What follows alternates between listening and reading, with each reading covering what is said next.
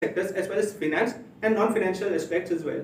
As I said, to acquire assets or to trade, to gain more customers or to be popular among the customers and people, the company can use it. Surely cryptocurrency has some volatility and regulatory concerns as of now. People are not sure, is it legal or not? Is it safe to hold it or not? Well, you will learn that in next few slides.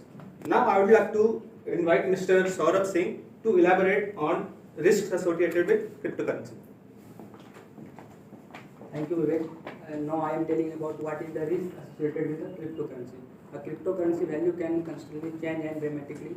Investment that will be worth thousands of dollars today, maybe hundred of tomorrow. And as crypto market goes down, there is no chance when it will rise. So the another risk associated with crypto is the regulatory. As we know, there is a SEBI, who is the regulator of security and exchange in share market, but there is no regulatory exchange in cryptocurrency. So the investment in cryptocurrency, the investor who making the investment in cryptocurrency is not so prove that there is a risk. So another risk associated with crypto is it is highly volatile, and through that cryptocurrency, digital currency, it is the risk of cyber attack. It is the risk of cyber attacks. So I would like to call Khushi to explain further point. Good morning, everyone.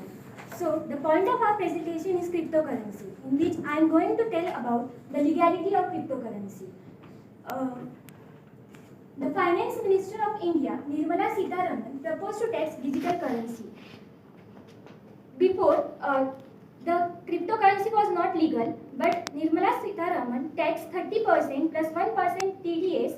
Suppose you purchase a Bitcoin today whose value is 1 lakh and in future it goes 10 lakh. So 9 lakh, which is your capital gain, in which in this 9 lakh, 30% tax plus 1% TDS will be charged.